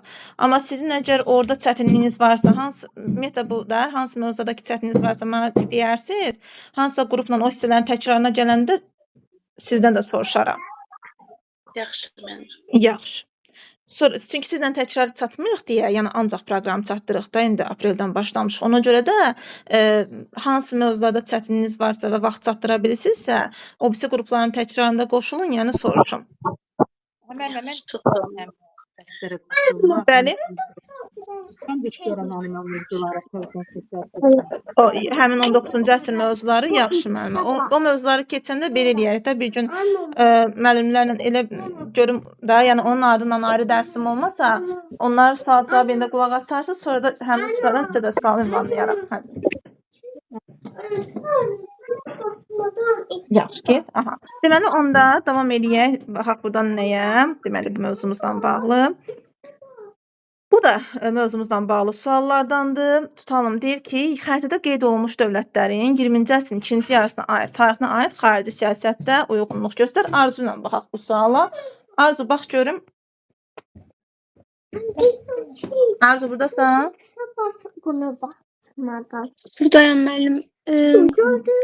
Bu birinci o sarı yer Fransadır, üçüncü də Almaniyadır. O da Almanya. Fransa ilə Fransa Almaniya ilə Almaniyanın bizdən oxşarlığını soruşur. Amma sualda bax nə 20-ci soruşur? əsrin ikinci yarısı. Daxili mi, xarici mi siyasət soruşur?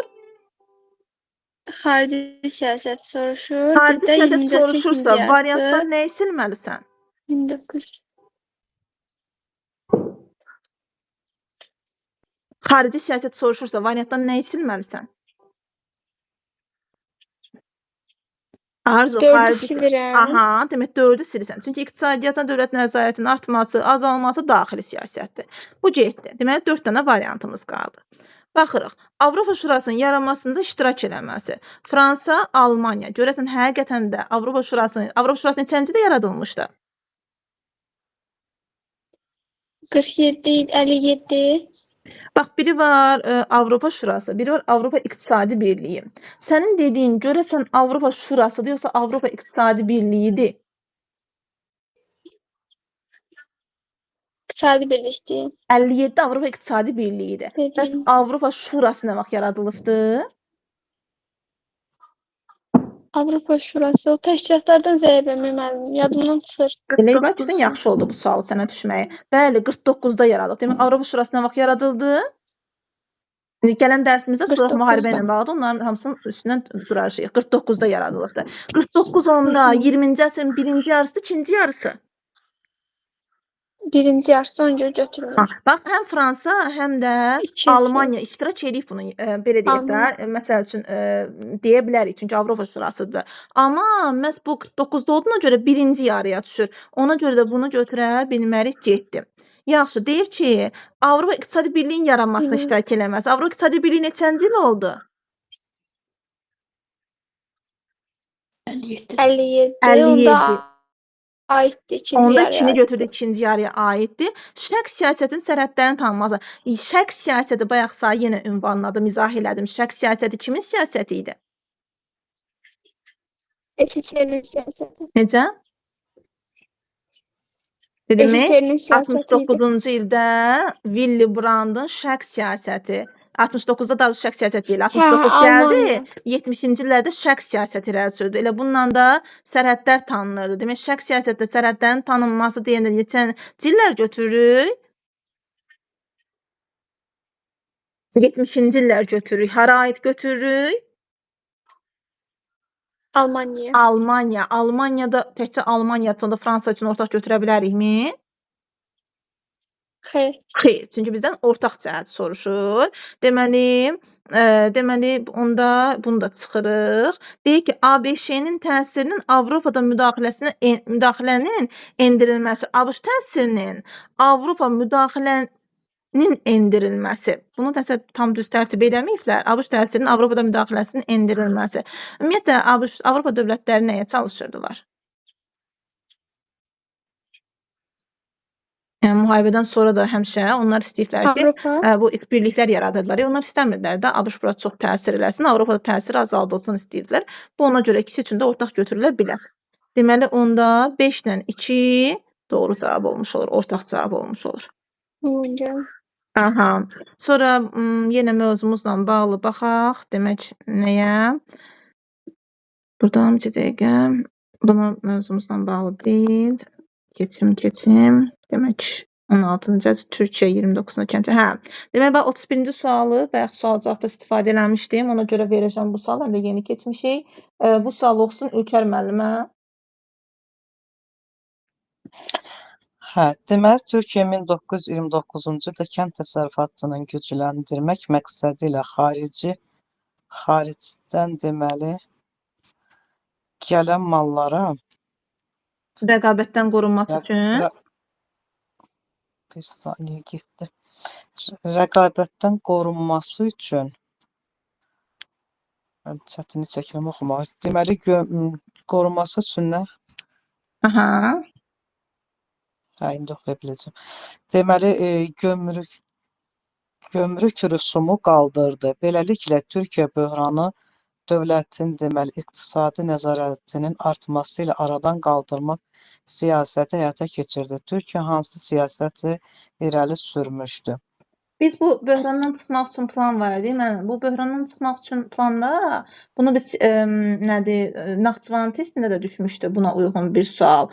Bir də böhrandan çıxmaq üçün ümumiyyətlə tədbirlər həyata keçmişdi. Mustafa Kemalın islahatlarında da görürük ki, böhrandan O çıxmaq üçün etatizm siyasəti idi də orada düşən, etatizm amma siyasəti, aysa orada etatizm düşmüşdü ki, məhz burada dövlətin nəzarətini artırmaqla həyata keçirilirdi də.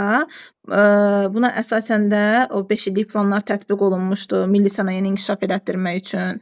İndi burada deyir ki, bu aradan qaldırmaq siyasəti həyata keçirildi. Türkiyə hansı siyasəti irəli sürmüşdü? bu etatizm yoxdursa, deməli onda proklatizmdirmi bu? Proteksionizm. Proteksionizm nədir? Proktosinizm. Əslində əgər bax bu indi burada yəqin tərtib eləyəndə biraz belə deyim də, necə deyim? Məncə onu elə protektadizm İndi siyasətin bir sizə bir dənə açıqlama vermə. Burada Etatizm. əslində mahiyyət proteksionizmə uyğun gəlir. Amma Türkiyədə məhz buna deyirlər dövlət kapitalizmi. Yəni Türkiyədə o islahatı dövlət kapitalizmi adlandırmışlar ki, deyir dövlət kapitalizmi adlanan elə bu siyasətlə 5 illik planlar tərtib olunmuşdu məhz Türkiyədə. Amma sual bu yöndə qoyulmağı biraz yəni düzgün deyil də, ikili cavab olmuş olur burada. Çünki mahiyyət etibarilə proteksionizmdir. Onsuz da merkantilizm də buna uyğun Amma- gəlir. Amma Hə. ki, məhz Türkiyədə adlanması, Türkiyədə bu dövlət kapitalizmi adlandırılmışdı. Bəli, o da uyğun gəlir. Aysa, amma yəni nəyi demək istəyirəm? Məhz sualda yazmalıdır ki, Türkiyə hansı siyasəti Türkiyəni soruşur da, yəni Türkiyə hansı siyasəti həyata sürübdü? Türkiyə dediyinə görə məhz Türkiyə. Türkiyədə proteksionizm demirik, mahiyyət proteksionizmdir. Merkantilizm də buna uyğun gəlir, amma Türkiyədə bu adlanıbdı dövlət kapitalizmi. Dövlət kapitalizmi. Ha. Ay sağ ol.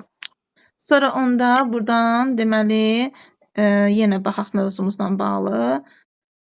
Qoy görüm, deməli hadisən, məsələn SSR-ni də yeni keçmişik. SSR-ni də yeni keçmişik, bunu da oxuya bilərik. Deməli bunu da oxusun Nafilə müəllimə.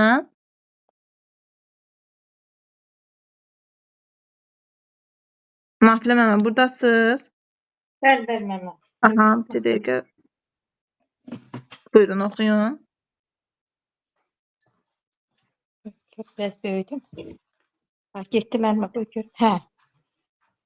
Demək, uyğun hərbi kommunizm bazar iqtisadiyyatının inkişaf etməsi, taxıl ticarətinin dövlət insarlarına ayrılması. Mən burada YİS-dən hərbi kommunizm siyasətini götürəcəm YİS, də. hərbi kommunizm, kollektləşmə. Hər ikisinə aid olanları seçməliyik. Ümumi əmək mükəlləfiyyətinin təsdiqi. Bazar iqtisadiyyatını inkişaf etdirə bilməzdi hərbi kommunizm. Çünki burada məhsulu gəlirdi kəndlidən özü aparıb gedirdi ucuz qiymətə.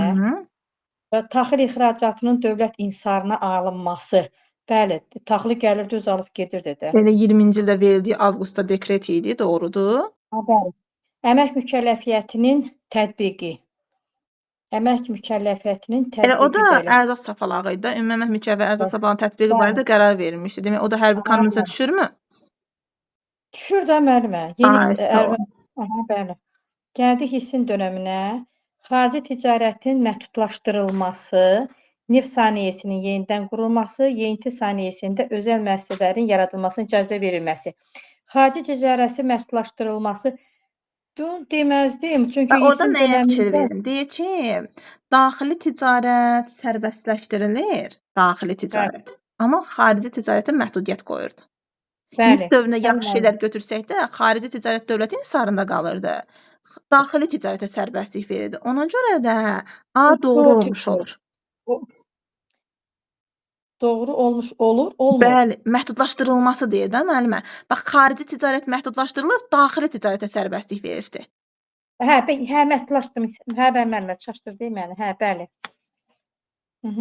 Neft sənayesi yenidən qurulması aid olar yoxsa yox? Məncə yox müəllimə. Burada əsas məsələ Orada elə Bakı buxtası yenidən qurulmuşdu, amma neft sənayesi yenidən Bəli. qurulmuş deyə bir şey yoxdur. yoxdur. Yeyinti sənayesində özəl müəssisələrin yaradılmasına icazə verilməsi. Bəli, yeyinti sənayesində Ümumiyyətlə özəl var. müəssisələrin yaradılmasına icazə verilir deməyə doğrudur. Aha. Bəli. Onda 3-ə baxaq. Üçası. Yəni kollektivləşməyə aid. Ha, burada da var. Hə, bunu görmə. Hə, kollektivləşmə. Kəndlərə pasport verilməsi, kəndlilərin səsvermə hüquqlarından məhrum olması, torpağın icarəyə verilməsinin qadağan edilməsi. Kollektivləşdirmədə kollektivləşmə oldu 32-ci ildən başladı, 30-cu illərdən 29-dan başladı. başladı. 29-da bələsində pasportda 59-a gəlib çıxdı. Kəndlərin səsvermə hüquqlarından məhrum olması, bəli, kəndlər səsvermə hüququ verilmədi ki, onlara. Yəni bu Kollektivləşmə ümumiyyətlə belə deyim də, səsvermə hüququ deyəndə bu əvvəl var idi ki, yəni bu elə bir şey, bu kəndli proletar diktaturası. Əslində elə bir cümlə yoxdur ki, kəndli səsvermə hüququndan məhrum olsun. Bunu kollektivləşmədə yəni siyasətinə aid bir cəhət kimi götürə bilmərik. Amma məsələn biz kollektivləşmədə gördük ki, onlara torpaq icarə verilməsi həqiqətən qadağan olunurdu. Çünki kollektiv təsərrüfat yaradılırdı. Bəli, kollektiv idi, bəli. Ay, sağ olun. Yaxşı, onda keçək növbəti sualımıza. Deməli, buradan da gələm. Buradan bitdi. Qoy bir dəqiqə. Mənim oxuysuz?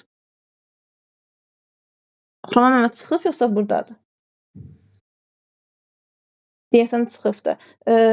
Deməli, Ülviyə Məmməd siz oxuyun. Bayaq verdiyim sual sizdə çox qısa idi.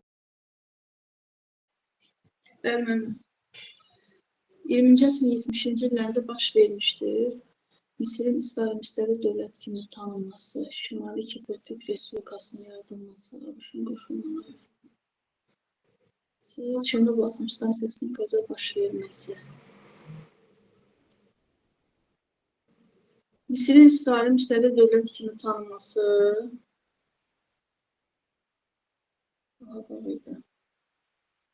Misir 48-ci il idi mənim o. Bu Camp David sazişidir. Camp David nə vaxt imzalandı? Camp David 78-də. 78-də. Demək Misir İsrail nə vaxt müstəqil dövlət kimi tanıyır? 1978-də. Aha, 70-cilərə düşürmü? 70-ci, bəli, Ha, biri 1978-də. götürdük onda. Aha, Şimali Kiprik Respublikasının yaradılması. Şimali Kiprik Respublikası bu nə vaxt idi? Türkiyənin üstündə. Şimali Kıbrıs Türk Cumhuriyeti adından qoşun çıxartdı və Şimali Kiprik Respublikası yaradıldı. O 80-ci. O da 70-ci illərdə.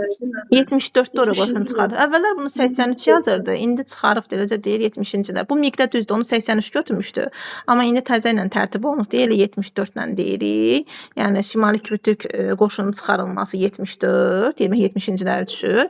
ABŞ-ın öz qoşulmayanlar Birlə ikini demişiksə müəllimə, onda və A variantında. Baxaq görək, ABŞ-ın öz qoşulmayanlar hərəkatının yaradılması. ABŞ qoşulmayanlar hərəkatının nə vaxt yaradıbdı?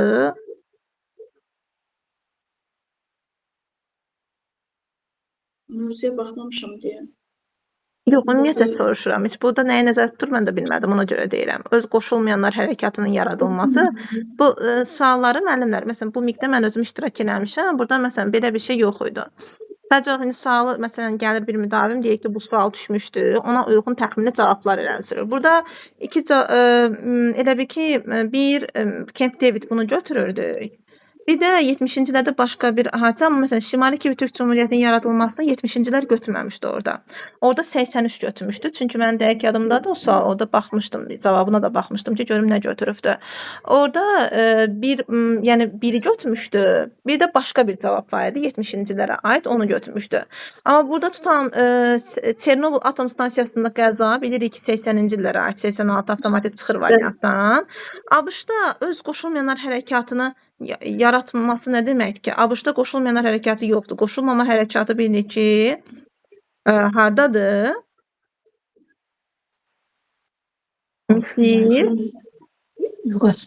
Yugoslaviya, bir də Hindistandır. Bəli, indi burada nəyə nəzərdə tutub yazmaq istəyib bilmirəm. Ona görə indi bunu nəzərdən çıxarın. Yəni bizim indi bugünkü mövzumuza və proqrama uyğun olaraq bir dənə biri götürürük. Yəni bir, indiki mövzundan hardasa 2-ni də götürmək olar ki, indi artıq Şimali Türk Respublikası deyir yaradılıb, amma ilini konkret vermir, yəni 74-dən sonra götürür. Ondan götürə Mənim bilər. Burada şey variantlarda səhvdir da, belə deyək. 1 ilə 2-ni götür. Yəni indiki dərsliyə uyğun olaraq 1 ilə 2-ni götürə bilərik. İndiki dərsliyə uyğun olaraq. Sonra məsəl üçün burada demək SSR-də 2-ci Dünya müharibəsindən sonra. Bax bu da yenə mövzumuzla bağlıdır. Məhdud müəllim, SSR-ni xoşlayırsınız. Buyurun siz də oxuyun. Totalitar dövlətin yaranması. Hə, talon sisteminin mərmərlər bulunması bu 1947-dir. 2 olacaq A. 47-dir. İndi dayanın. İqtisadidirmi, siyasidirmi? Görürsünüz, burada siyasi verib, burada iqtisadi veribdir.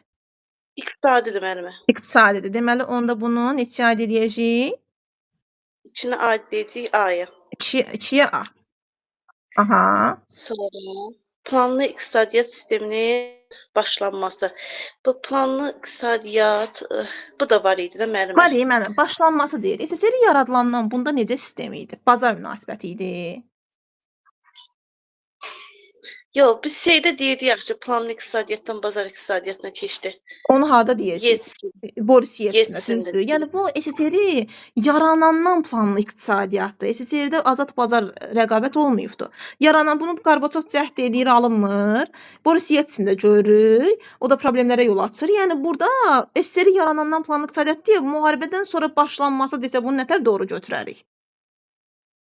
Xeyr, müəllimə götürmür yolunu. Aysa ona görə çıxırıq. Totalitar dövlət sisteminin yaranması. Totalitar dövlətinin yaranması bunu Stalindən götürəcəyik müəllimə. Stalindən götürürsək, Demək- 2-ci dünyadan sonraya aid edə bilərik?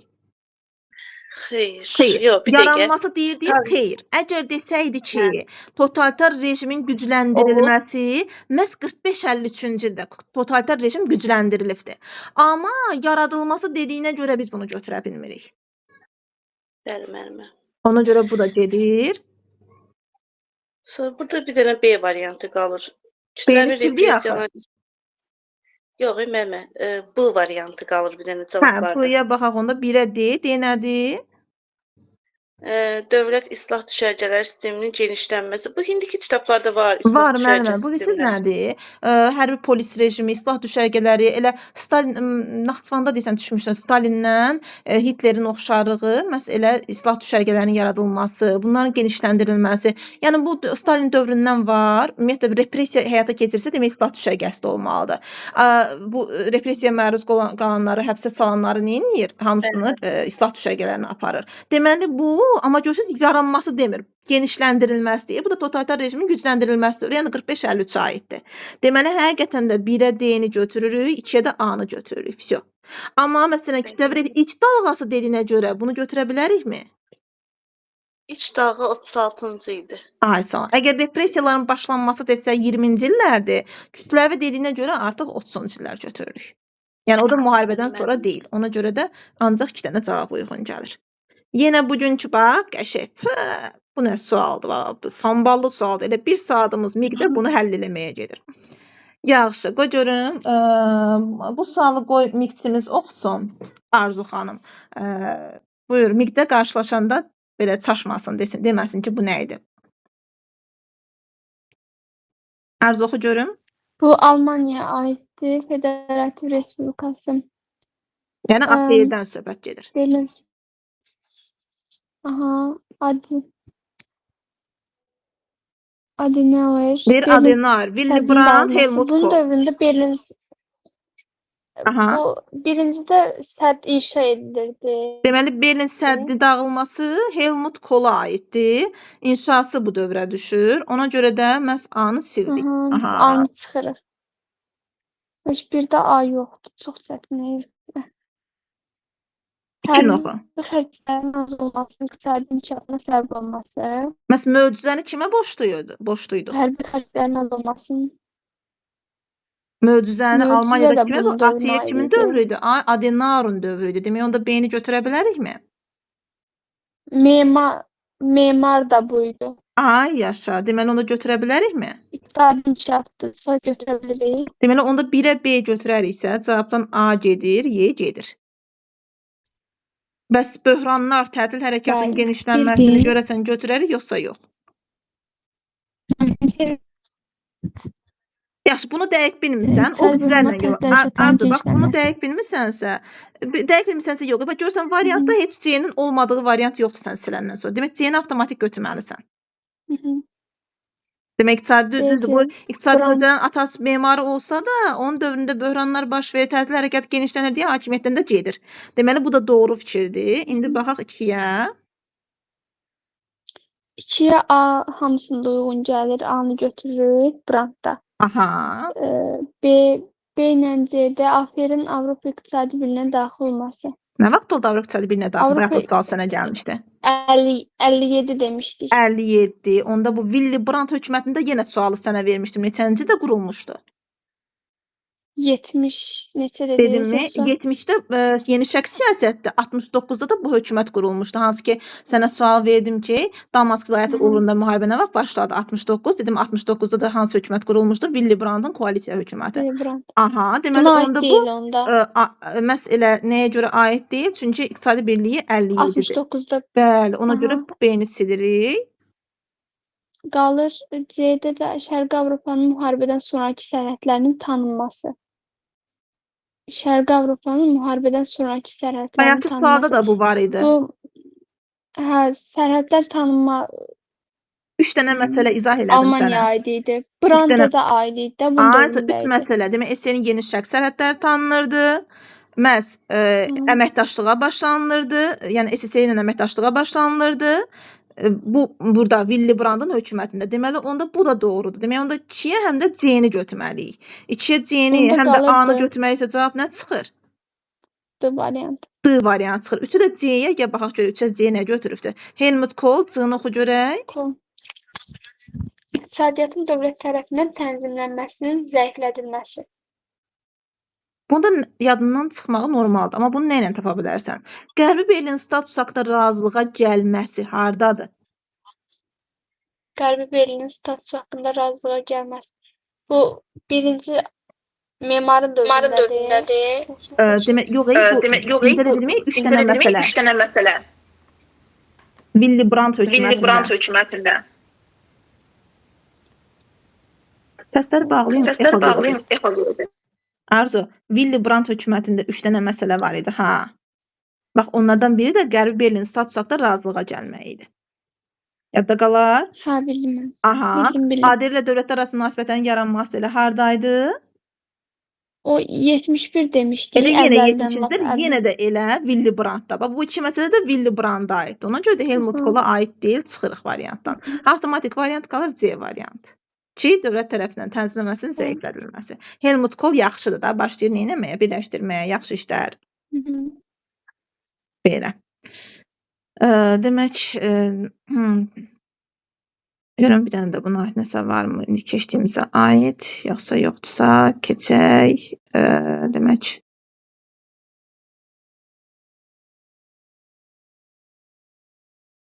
on 13-cü əsrdir. 18-ci əsr, 8-ci əsr, Türk dövlətləri, sazişlər, Azərbaycan. Burada var, məsələn, məntiqi ardıcığı davam elətdirin. Aynur müəllimə deyir ki, məntiqi ardıcığı davam elətdirin. Davos planı neçəncidə qəbul olundu? Bəli, Davos 1978-dir də. Davos planı Almaniya yardım olunsun ki, böhrandan çıxsın. 22 idi. 24. 1924. Demək Davos nə vaxt qəbul olundu? 1924. 24. Neçənci Ay, sağ ol. Hə, budur. 35-ci sualım. Mənim burada Sədabatın ilini mən deyim istəyirsiniz, çünki çıxarılıbdır indi.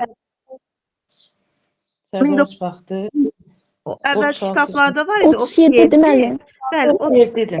37-dir, amma yəni narahat olmayın da. Bu əvvəlki kitablarda var idi. İndiki kitablarda Sədabat faktı deyə yəni adı keçilmir. Yəni ona görə 37-ni yazıram. Burada yazıram 24. Aha. İndi müəllimə bizdən soruşur ki, məntiqi ardıcığı tamamla. Yəni 2 ilə 3-ə uyğun gələn. Gəlin indi baxaq. Montre nə vaxtdır?